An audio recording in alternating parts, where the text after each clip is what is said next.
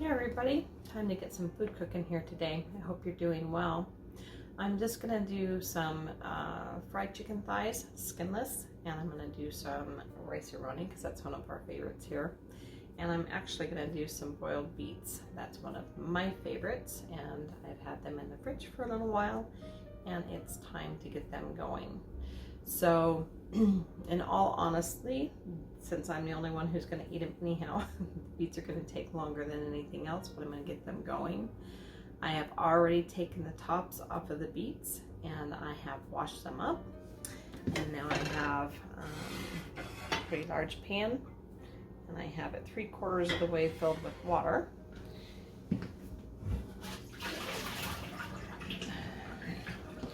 And I'm going to take my beets and I'm just going to pop them in this water. And I'm not adding anything else to them. Beets and water, and that's it for now. After they're cooked, then we'll peel them and I will dice them up, and then I'll pop them in a pan with some salt and some butter because that's how I like them best. You could do coconut oil too if you'd like. That's a really good thing. So yeah, however you want to do it is fine with me. All right, the next thing that's going to take the next longest is our rice. So I'm going to go ahead and get it going. My little stove will work with me here. We're going to add in 2 tablespoons of butter, and I just happen to have 2 tablespoons left from my last cooking adventure. And we're doing this one today. Our creamy 4-cheese rice. We've got our pack, and as soon as that butter gets to melt in a little bit, we'll pop this in until our rice gets a little brown and toasty. It just tastes better that way. So I have my heat on the beets pretty high because I would like them to start boiling, and then I'll turn them down so it doesn't make a mess on the stove while they finish cooking. And my butter is right at medium heat, so a 5 right now, and we'll get it going. I think we're going to get it going.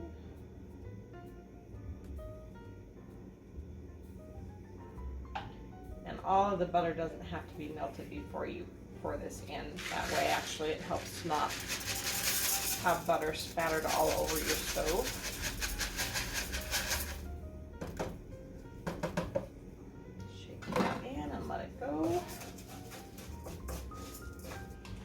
For my chicken, I'm going to put a little bit of butter in the pan, and that happens to be the other butter that I have left. And I'm actually going to mix just a little bit of olive oil in it. It just helps a little bit to help it to not pop and splatter as much. And we don't need much because it doesn't really take much. Even with the skinless chicken, it doesn't take a whole lot of stuff in here. I'm not going to start it until we can get our rice finished because this needs to sit and simmer for about 20 minutes or so, and it won't take our chicken that long to get done. Now it's totally up to you. I actually picked up, this time I managed to pick up boneless and skinless for a pretty good price at the grocery store. They had a sale going on the other day. If you like bone in, if you like the skin on, feel free to do that. If you do the bone in pieces of meat, just be aware that you're going to have to cook it a little slower and a little longer in order to get it completely cooked, because chicken is definitely not one that you want to have as a rare meat. So if you cut it open and you see any pink or red left in it, it needs to go back in the pan for a little while. Or if you want to, you're welcome to put it in the microwave and finish it off that way. I honestly don't use a meat thermometer. I never have. But you can usually tell when you're cooking your meat on the one side, when you start seeing the juices run from it, it's usually pretty brown on that side that's down.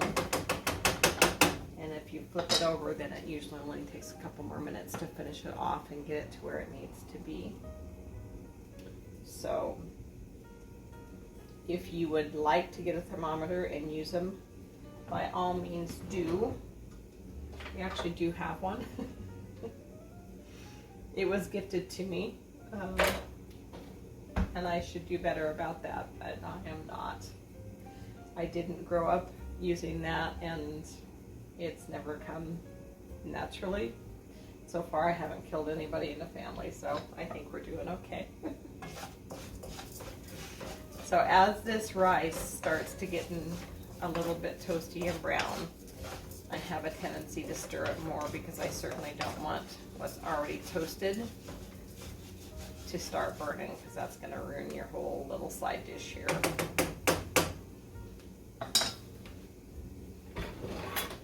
Where I'm going here, I think I need 2.5 cups of water here. Oh, 2 1/4. And as you can see, I'm using my fancy well-marked measuring cup today, but I think we'll still be all right. You need really, really hot water for the rice for 2 reasons. One, if you add super cold water into a very hot pan, you can warp the pan. You can also mess up the inside lining of the pan, which I need to actually replace this one. This is a Teflon coated non-stick pan, which I'm finding and reading more and more is really not super healthy for us. So I need to probably switch over to my ceramic pan, which I'm not as well versed with, but I need to start making friends with it. So in addition to hurting your pan, if you pour super cold water in, the other thing that you can do is create a little bit more hot steam that's more likely to burn you. So it's always better to do really hot water into a really hot dish, whatever it is that you're cooking. Cut down on some of those things. A couple more minutes here and I'll show you what it looks like.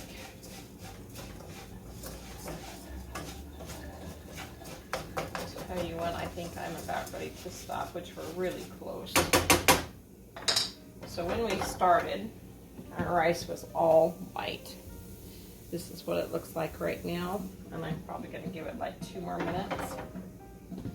And I'll add the seasoning pack in and then start adding my water.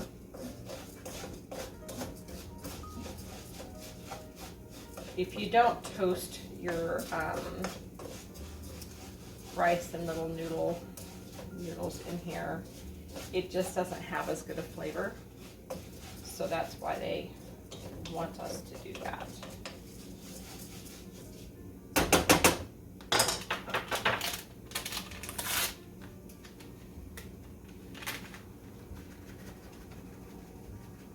I have noticed that of all the rice-a-ronis, this is actually my personal favorite, is the cheesy one. But the cheese does tend to come out clumpy almost every single time. So it does take a little bit extra work to get it mixed in.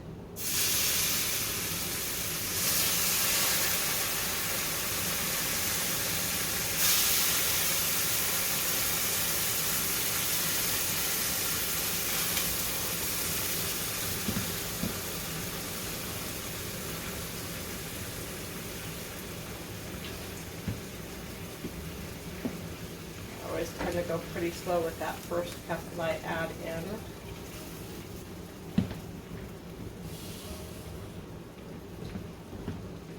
Alright, so 2 1/4 cups of water. I can already see the handwriting on the wall, as they say, so I'm going to come in with my little whisk carefully, not scratch the bottom of my pan because I don't have a silicone whisk. See if I can't get some of those chunky things to mix up. I'm going to go ahead and start the pan on the chicken going, get my butter melted and my oil hot.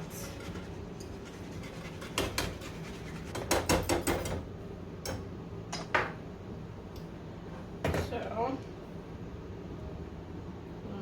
know if you can see all that all mixed up. There's still a little bit of chunky stuff that we'll work on as it cooks a little bit more, but for the most part, everything's broken up well. We're gonna bring this to a boil, and after that, we'll turn the heat down from the mid-heat it's on right now to a simmer. So in between a 1 and a really low, and pop the lid on and let it do its thing for about 20 minutes.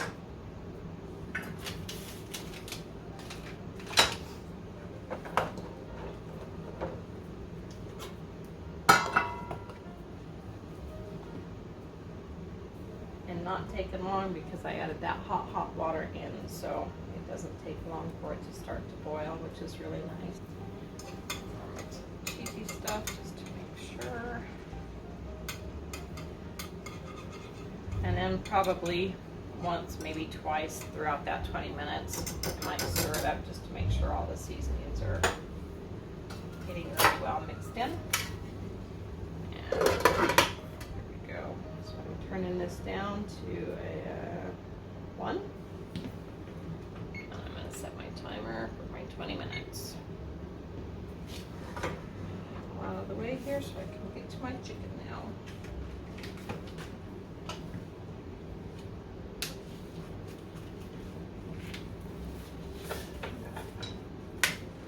Maybe I will, maybe I won't. Yeah, well, there we go.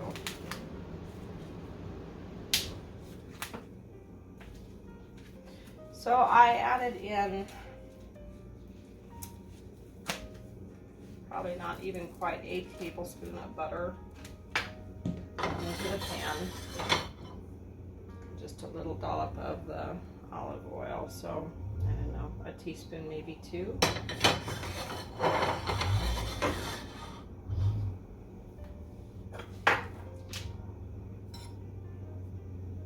our pan good and coated and get our heat up a little bit, which might help if I turn it off with low now.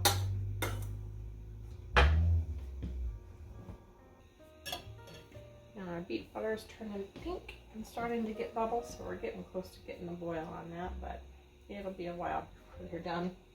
Those are a couple of really big beets, much bigger than I remember growing in our garden, but I'll bet they're going to taste delicious when we get there.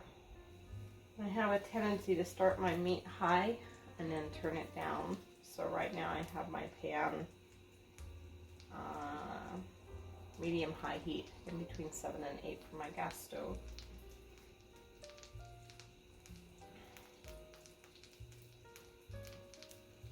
I think you can probably hear it starting to snap and pop a little bit, so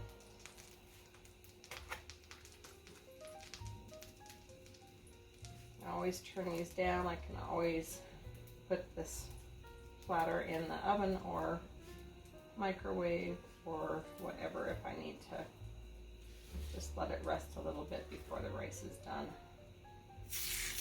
But because I've got so much meat, it'll probably take a few little turns here anyhow to get it all done, but it's nice to go ahead and cook it now and have it ready for leftovers. Tomorrow's a pretty chill day, and I'll do some more cooking of something tomorrow, but this gives us a step up for Monday and Tuesday too. Always handy. Prevent some of that going into the fast food place and spending extra money for sure.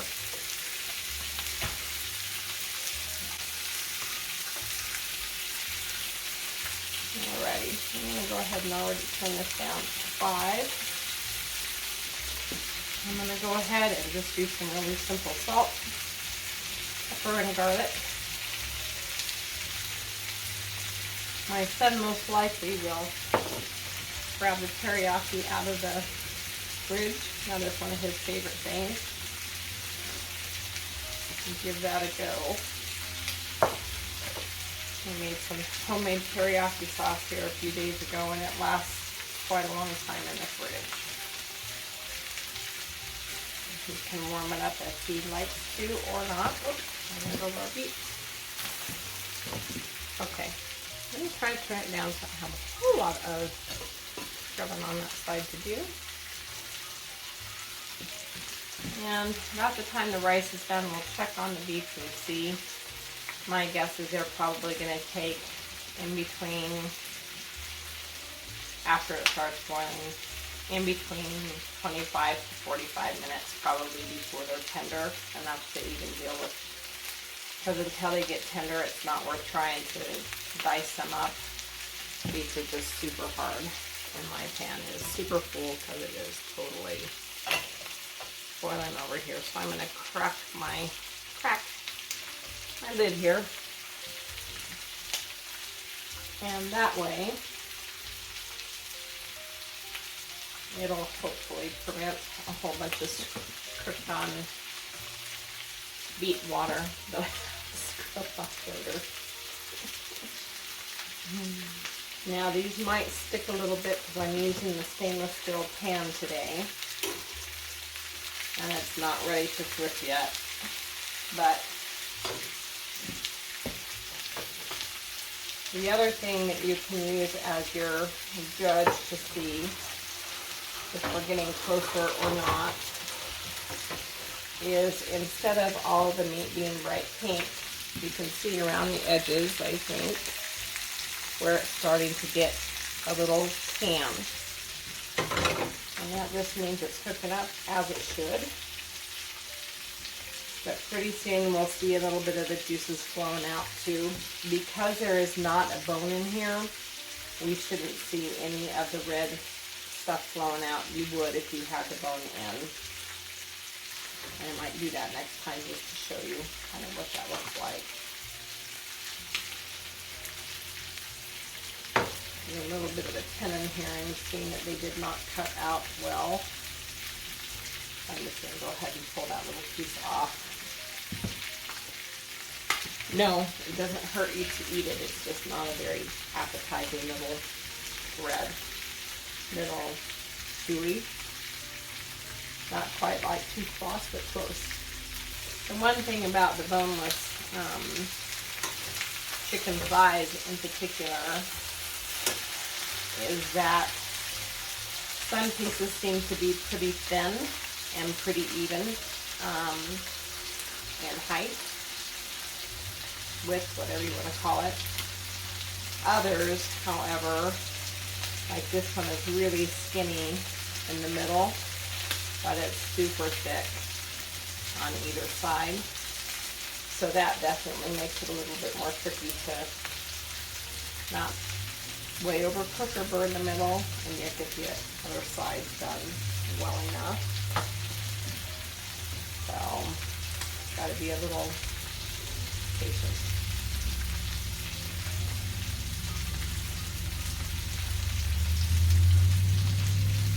The sounds of vehicles in the neighborhood.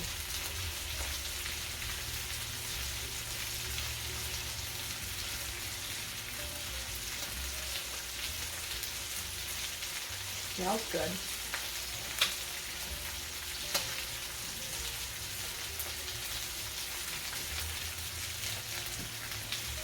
Alright, we're not quite halfway through our timer on the rice, but we're going to go ahead and open it and stir it up anyhow. Make sure all of our seasonings are blending well and nothing's getting stuck to the side. Loosen any of that. And again, just being very gentle with my metal thing on my Teflon pan here.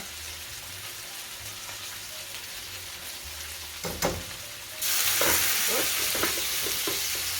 And that would be the sound of the water from the rice into the chicken. Also not a good combination.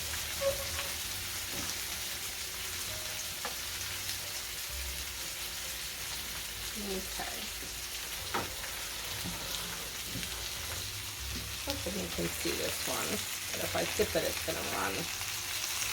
But inside this one, there's the juices here flowing. It's getting really, really close to flipping, and this little thin one on the side, I think, really is So I'm going to go ahead and flip this one. I'm going to leave everything else for probably at least 1 more minute. I can see all of the edges are definitely turning the color, showing that they are cooking well. But this little guy here is so thin, I don't want to have him overcooked and dry.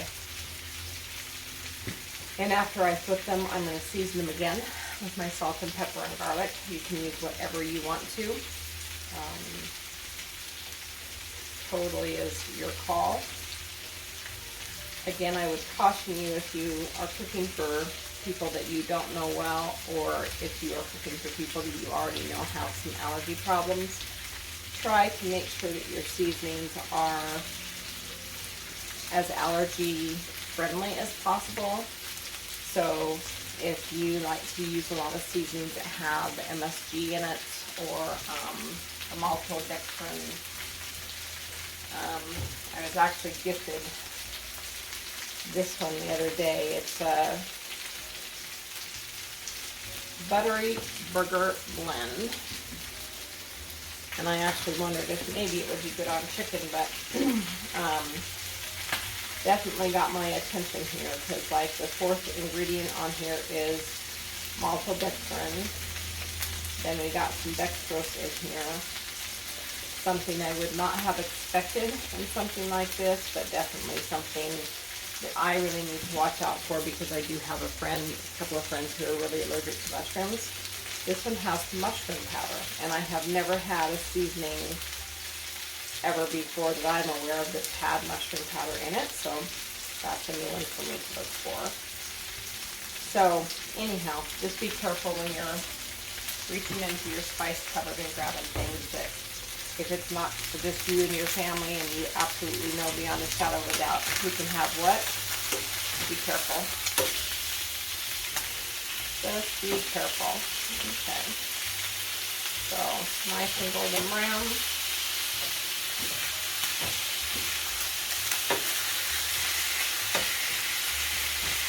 And because we have more to come, and these are going to keep cooking for a little bit, I will probably only do these for another couple minutes before we take them off, because they'll continue to cook wherever you want to stage them and rest them. They'll continue to cook a little bit anyhow.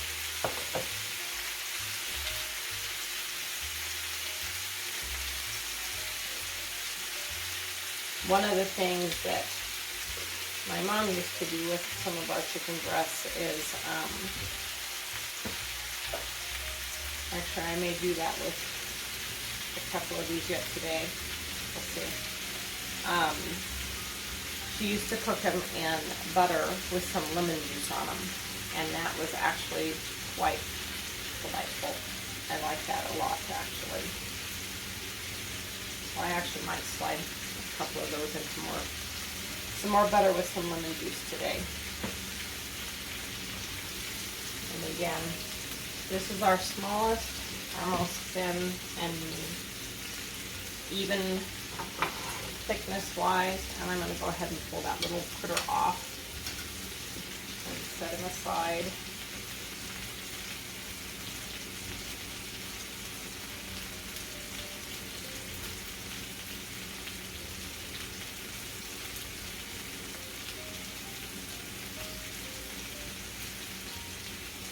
One thing about it when they debone them and then wrap them so nicely is it's really sometimes hard to get them apart.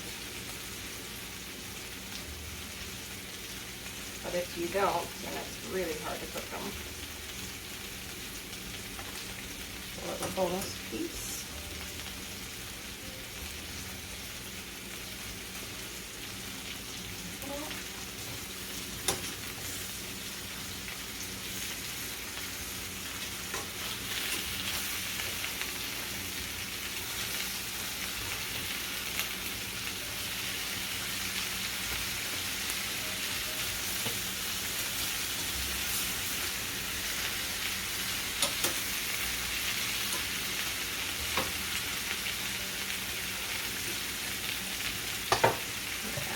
little bit more of the olive oil in.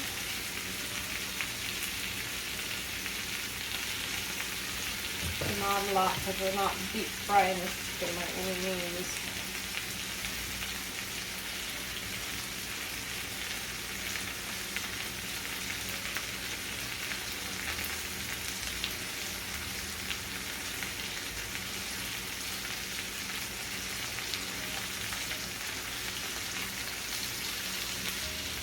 I'm about ready to take all of them off now. I am. They're not quite as brown on this side as they were the first side, but I also, like I said, they're going to keep cooking, so I'm going to pop them in the microwave just to let them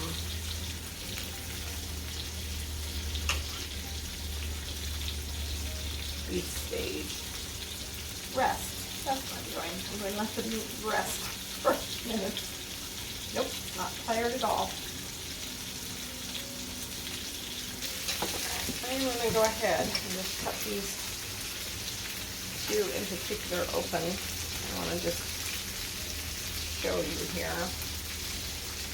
The one I'm cutting open is that one that was really thick on the one side, thin in the middle, and then the little thin one.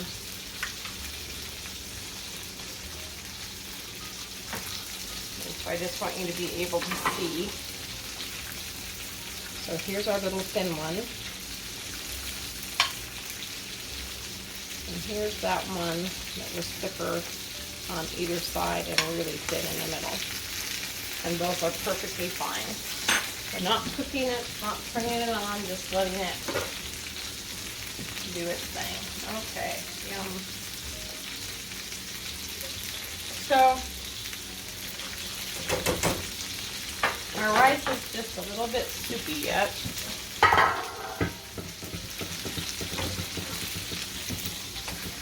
don't know if you can see all of our juices, looks like you can. So because of that, even though it's going to soak up a little bit more on its own anyhow, I'm actually popping the lid back on and turning that timer on for another 2 minutes.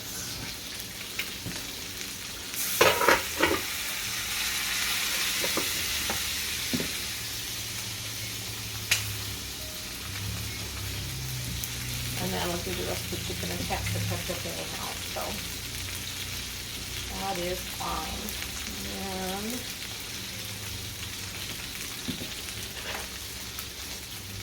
our beef here. Yeah. I can barely get that much of the tines. You can see from my angle, just a little bit of the tines into the beets. They have a long way to go. My guess is probably at least another 20 minutes, probably, honestly, before the beets will be ready to come out. But like I said, it's okay. I'm the only one who likes them. I'll eat them when they're ready. We'll finish them up and show you what they look like anyhow, and it'll all be fine. To try to not cross-contaminate your cooked meat and your raw meat, I just try really hard to make sure when I'm moving things around that I'm using the same cooking fork. And I know, yes, I start with the raw and I finish with the cooked, but by the time all of the meat is cooked, anything that was on your fork by that point in time should be already dead, germ-wise.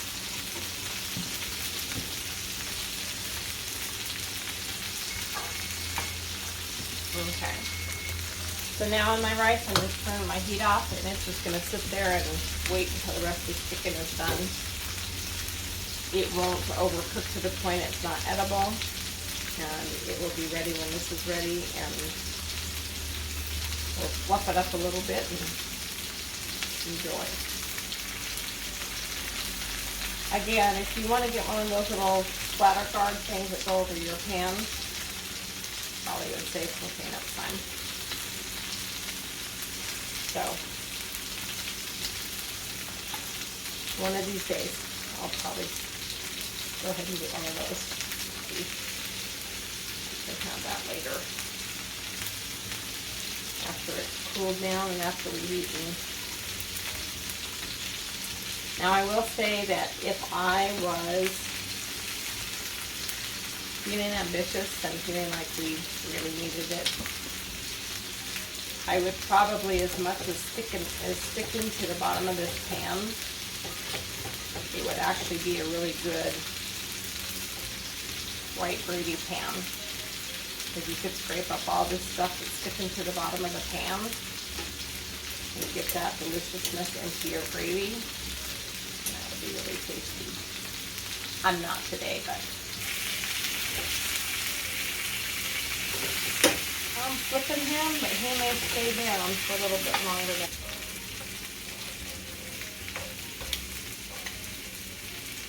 Yeah, not a bunch of liquid dropping out or nothing.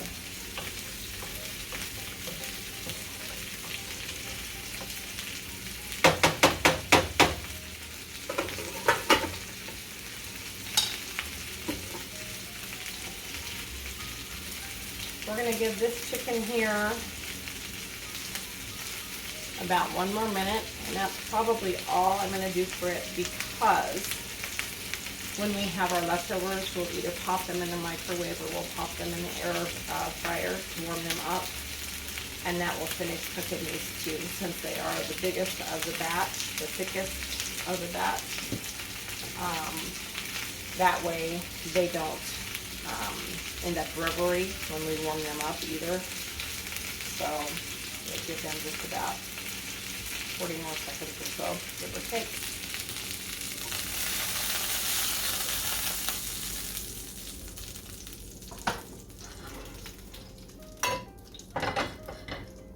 Okay, so we have our chicken and we have our rice. And yes, we are lacking salad today. And we're gonna call it good. Okay, so as I had determined earlier, I left these on for another almost 45 minutes. Now, I can stick my fork all the way in to that beet. Plenty tender enough to do what I need to do now. So what I'm going to do now is I'm going to transfer this whole pan over into my sink. I don't have ice water. I'm just going to let it run under really cold water for probably 10 to 15 minutes at least. I need them cool enough to be able to pick them up and to peel them, and then to be able to chop them into, I like to dice them into not quite bite sizes, but close to that. So I'm going to put these in the sink and let the water run, and then I'll be back in a while. Probably flip it around here so you can see me peeling, or maybe I'll peel it over here. We'll see. Fine. Okay. This took a little less time than I thought, only maybe about 10 minutes. They are definitely cool enough now to handle. If you don't want purple on your hands, get some of those little disposable gloves, food gloves. Otherwise, you're going to have purple. Now, most of it will wash off, but talking purple. Most of this is going to peel right off, as you can see, just with my fingers. I don't even need a knife for it. There will be part of it I will. So I do have my cutting board and my knife ready. Smells yummy already. Now I have found over my lifetime, beets are kind of like liver. You either love them or you hate them. Once in a while there's a happy in between. So I have some people who love them if they're pickled, sweet pickled. And my mom used to make those all the time, and she actually made really good beets. I honestly did not used to like the beets the way I'm doing them right now. So I guess maybe the older I get, the more my body's telling me it's a good thing for me and I need them. because I actually get to the point where I crave them. Hard to tell that because I don't make them very often, but I really do like them. And I know at least my middle sister loves them as well. Now, not as much as she loves broccoli. That is definitely her thing, is broccoli, but still one of her things. So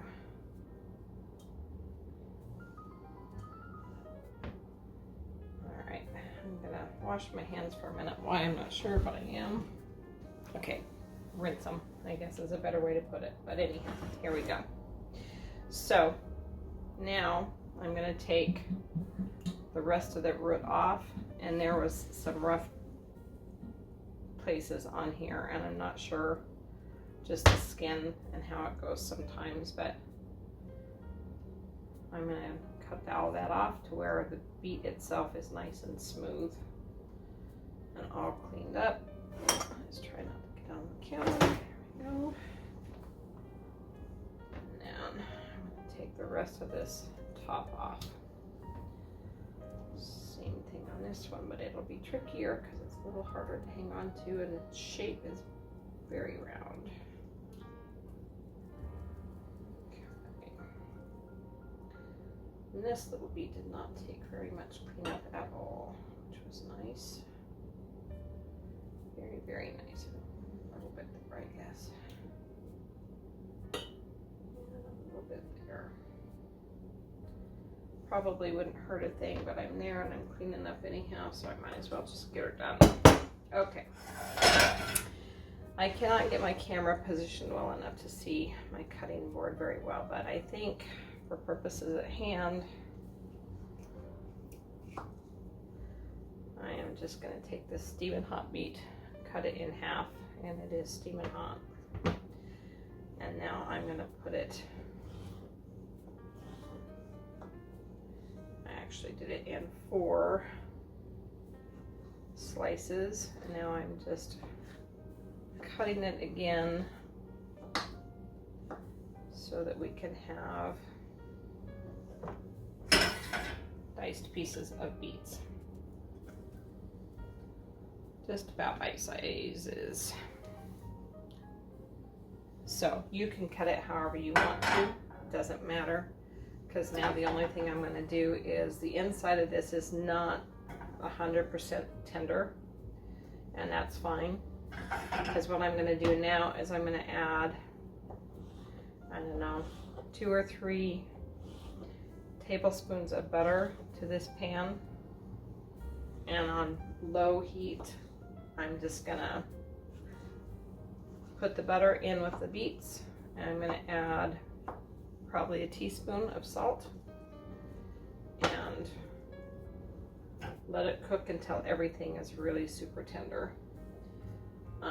One of the ways I know the inside is not super tender and really ready to go, hang on to one of these. You see how deep red this one is all the way through, and this one is still pretty light here. And if I could feel it, or let you reach through the camera and feel it, you would feel that it's still pretty hard. So we're just gonna finish it up. And again, you can see on this half how dark beet red it is. No pun intended. And this is still pretty light. And that's an indicator that it's not 100% cooked. All right, since this one was thicker, even after cutting it in half, I actually cut the half in half. If that makes sense. Oof. All right, definitely still warm and cooking on the inside, which means it won't take long to finish up. Okay, so what I did was my half was still too thick to be able to do this and get bite sizes. So I'm going to cut this in half again, and then do this and cut it and dice it. And that just gives me my bite sizes without having to work it quite so hard, I guess. And again, if you want to slice them instead of dicing them, please feel free to do so. In my world, it doesn't really matter as long as you are happy with your end results and the look and appeal that you want to get. All right, because I can add 2, but I can't take away, I'm gonna go ahead and add in just about 2 tablespoons of butter, I guess. What it's gonna be. And then, like I said, if I want to add more in, I sure can. Absolutely nothing saying you can't add to it.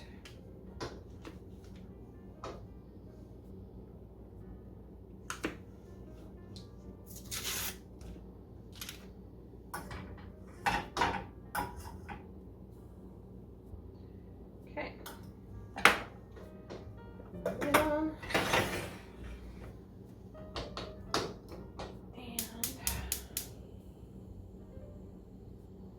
I'm going to do this on a medium low, I guess a lowish heat. So on for at setting 3, I actually am going to let that butter melt, and I'm going to let those cook a little bit before I add my teaspoon of salt, and that way I can get them really good and coated with the butter. And if you don't want to add salt, don't do it. If you want to put vinegar on them, I hear a lot of people do that.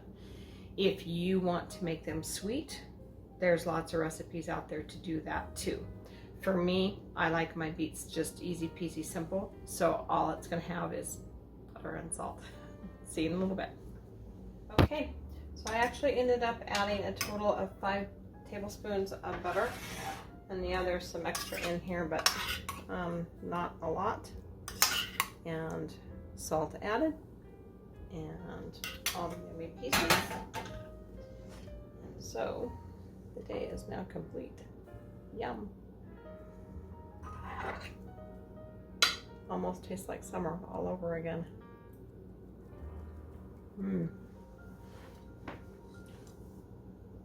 Have a great night.